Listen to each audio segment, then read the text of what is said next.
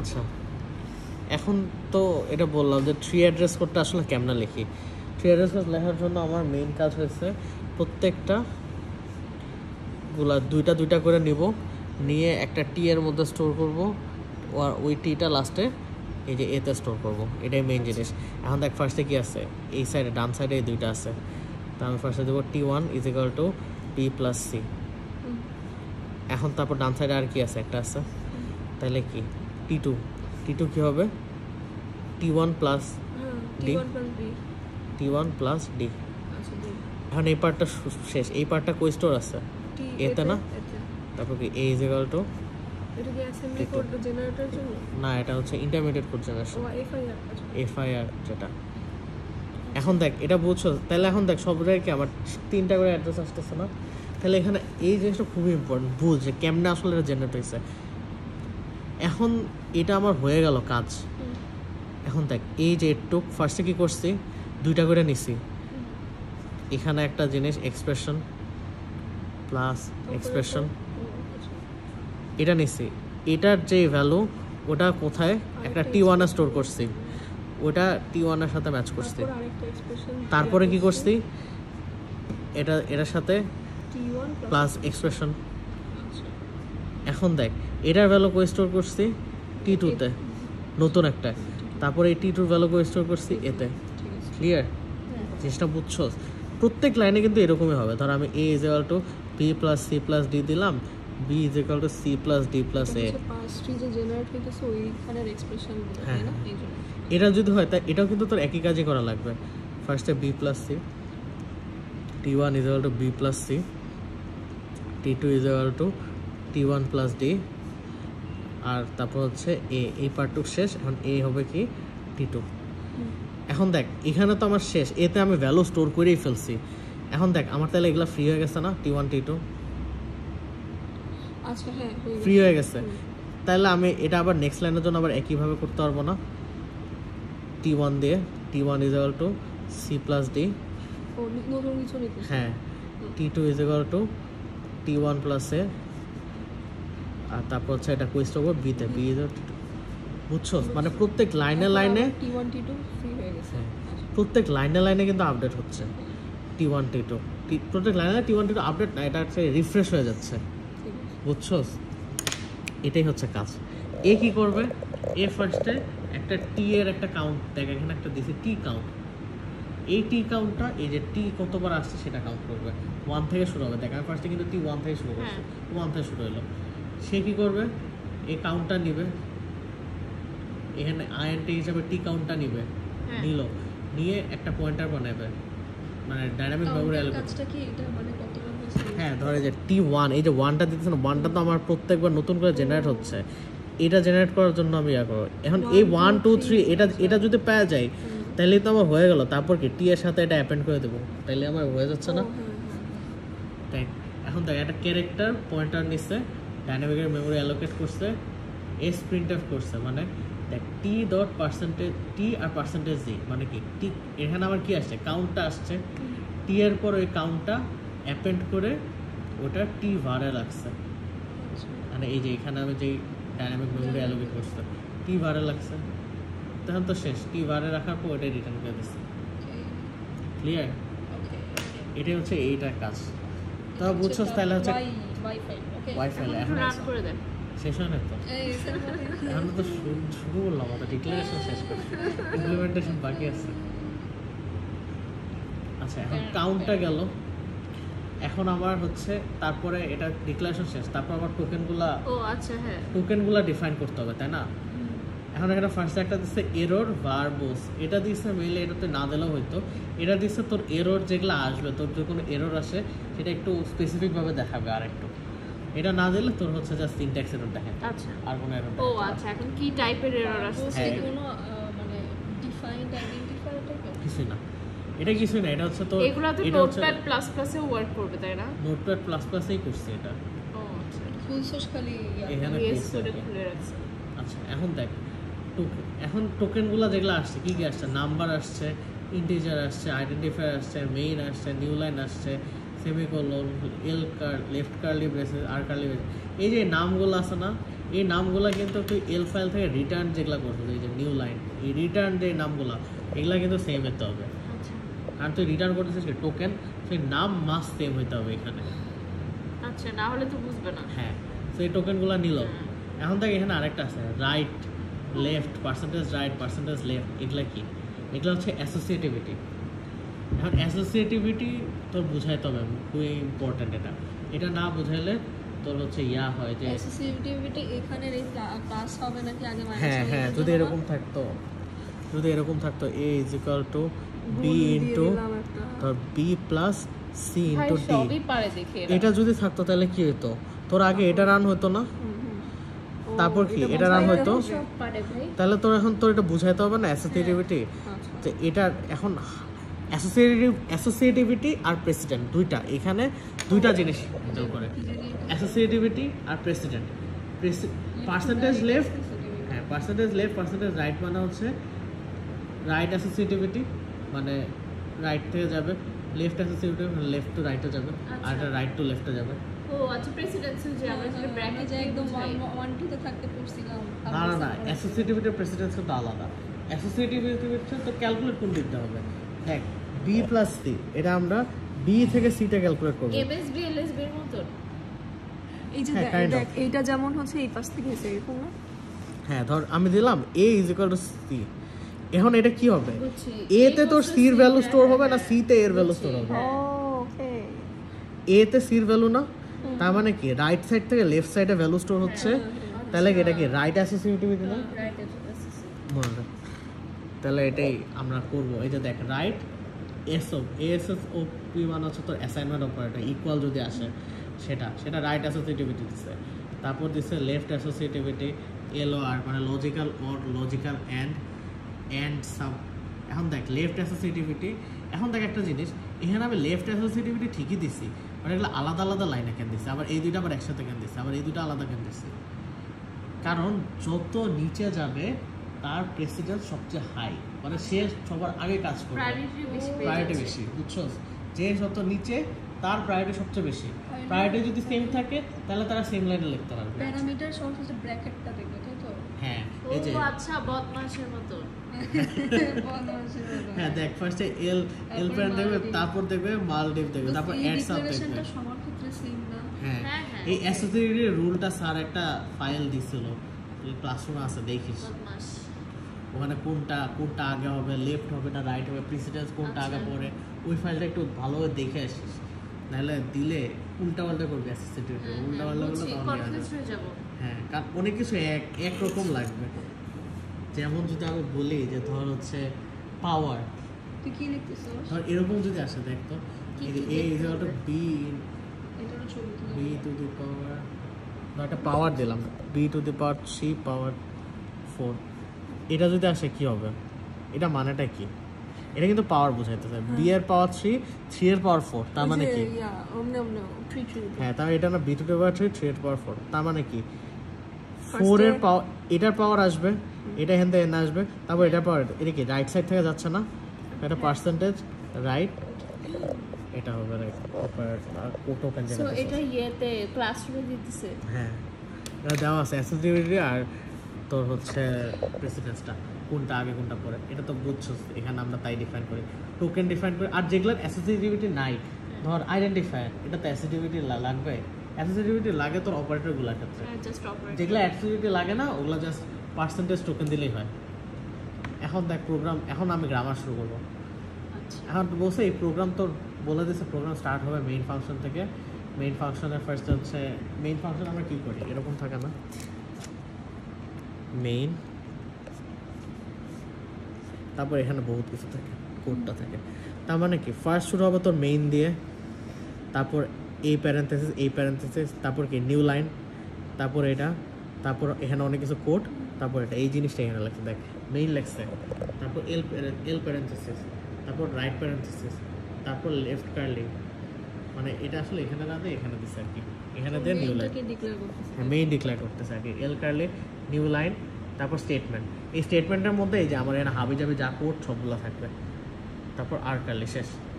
এখন দেখ, এখন এখানে দেখ, এখানে একটা কার্লি ব্রেসেসতে একটা জিনিসপত্র লেখা আছে, এটা হচ্ছে এই গ্রামারটা যখন ফরম্যাটিংটা কি এক্স্যাক্টলি এরকমই থাকতে হবে? না নেসেসারি না, আপনি এটা দিতে পারো, এটা করে না, সমস্যা নেই, বাট এরকম দিলে বোঝা যায় আর কি।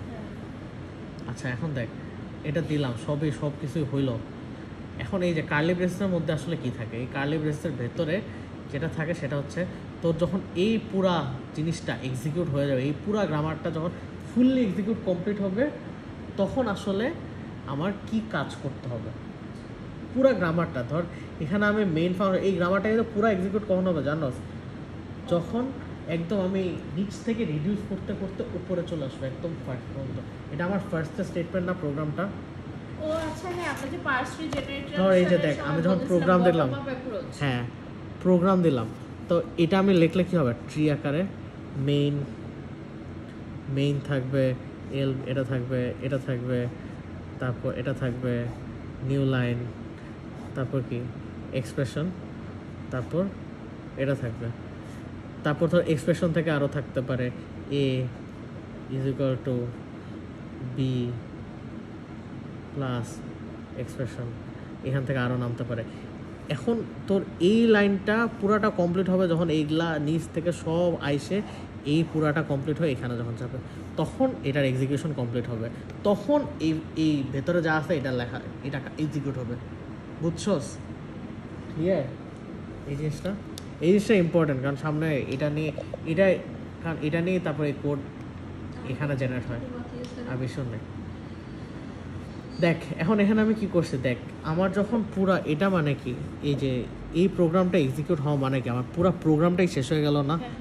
পুরো প্রোগ্রাম শেষ হয়ে গেলে আমরা এএসএম কোডে কি লিখি, এই দুটা না মেইন এন্ড এনপি এটা লিখি না? হ্যাঁ ওইটাই ওখানে লিখছি, আর কিছু করিনি। এ তো পুরা ইয়েতে চলে গেছে। এই দেখ এই যে অ্যাসেম্বলি কোড, আল্লাহ দেখ এএসএম হচ্ছে আমি এএসএমসি একটা কি করছি, আমি একটা অবজেক্ট ডিফাইন করছিলাম আমার সিম্বল ইনফো। হ্যাঁ সিম্বল ইনফোর মধ্যে আমার কি আছে, ও একটা কোড পার্ট আছে, কোড পার্ট আছে অবজেক্ট। আচ্ছা ওই কোডের মধ্যে সবকিছু খালি ঢুকাবো, যত অ্যাসেম্বলি করে সব এখানে ঢুকাবো, ঢুকাই একদম যখন শেষ হয়ে যাবে তখন ওইটা এই ফাইলের মধ্যে জাস্ট রাইট করে দেবো, আর কিচ্ছু না। আচ্ছা সো এখন দেখ এখানে আমার কি হলো, দেখ এই কোড আগে ধর এখানে কিছু ছিল, হ্যাঁ ওটার সাথে মেইন এনপি এন্ড দিলাম, হ্যাঁ দেওয়ার পর কি করছি, এটা আমার শেষ, আমার তো অ্যাসেম্বলি করার কোড নাই। সো আমি এএসএম FASM, এটা হচ্ছে আমার কি ফাইল ছিল না, হ্যাঁ কোড ফাইলটা ছিল code.asm ফাইল, ওটার মধ্যে আমি রাইট করে দিছি আচ্ছা asm.code, যা আছে পুরোটা শেষ। বুঝছো? তো আমার প্রোগ্রাম শেষ।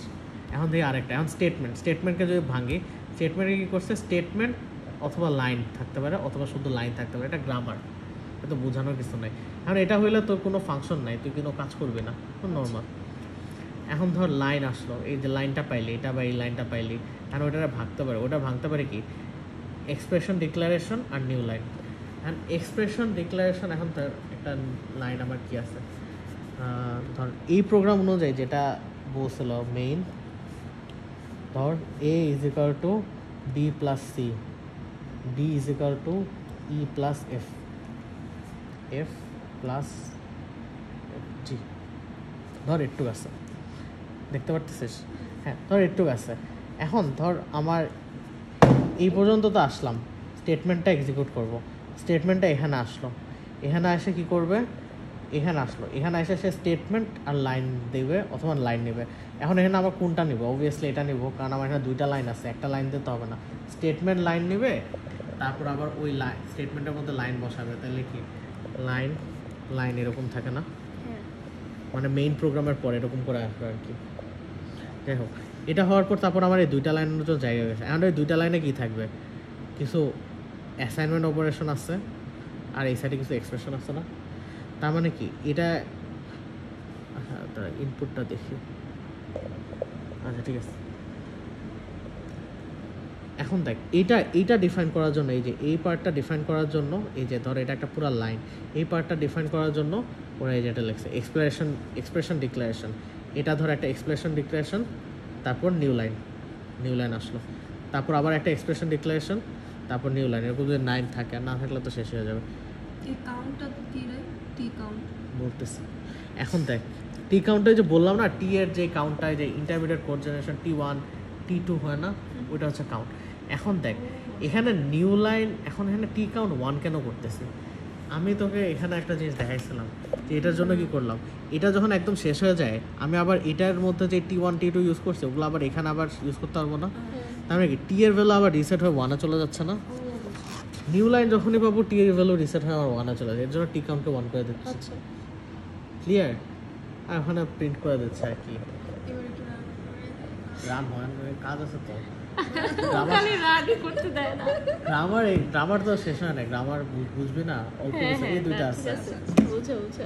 এখন দেখ এক্সপ্রেশন ডিক্লারেশন আসলে কি আছে তোর, এই যে এরকম এডিশন থাকতে পারে, ডিভিশন থাকতে পারে, এখানে জাস্ট এডিশন আর সাবট্রাকশন দেখাইছে। এখন দেখ তার জন্য কি থাকতে পারে, পরীক্ষায় বলতে পারে না আরো বেশি মাল্টিপ্লিকেশন বলতে পারে, যেটা তোর অ্যাসাইনমেন্টে দিছে, অ্যাসাইনমেন্টে দিছে। ও আচ্ছা এখন তুমি করছো না আমি জাস্ট দেখছি, এটার উপর মডিফাই করলে হয়ে যাবে। ইজি, এটা পারলে ওটা পারবো। এটা পারলো, এটা পারলো, ওকে তো তুই জানি ইফেলস হ্যান্ডেল করতে পারলে আমি পারবো না ভাই, ইফেলস করলে করে আসলো কেন? তাই না। যাই হোক এখানে দেখ এক্সপ্রেশন ডিক্লারেশন করলাম। এখন দেখ এটার মধ্যে কি কি থাকতে পারে, একটা a is equal two b plus c plus d, অনেক কিছু থাকতে পারে। এখন ফার্স্টে একটা তোর a থাকবেই, এটা তোর একটা আইডেন্টিফায়ার। আচ্ছা তারপর একটা অ্যাসাইনমেন্ট অপারেটর থাকবে।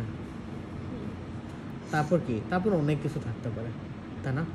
এই পার্টটা পরে হ্যান্ডেল করবো, এই পার্টটা আমি এক্সপ্রেশন দিয়ে ডিফাইন আবার করলাম, একটু ভরমা। বুঝছোস? এই পার্টটা আমি এক্সপ্রেশন দিয়ে ডিফাইন করলাম, এখানে তাই লাগছে, টার্ম দিছে, তারপর অ্যাসাইনমেন্ট অপারেটর দিছে, আর তারপরে বাকি পার্টটা এক্সপ্রেশন, তারপর সেমিকলন, দ্যাটস অল। এখন এটা পাইলে কি করব, এটা যখন একদম মানে এটা শেষ হবে কখন, আমি লাস্টে যখন এই পুরো সেমিকলন দিয়ে দেবো না, পুরো এই লাইনটা শেষ। হ্যাঁ এখন বল পুরো লাইন শেষ হলে আমার কাজ কি? লাইন শেষ, পুরো লাইন শেষ হলে আমার Next কাজ line এ হচ্ছে, যাবে।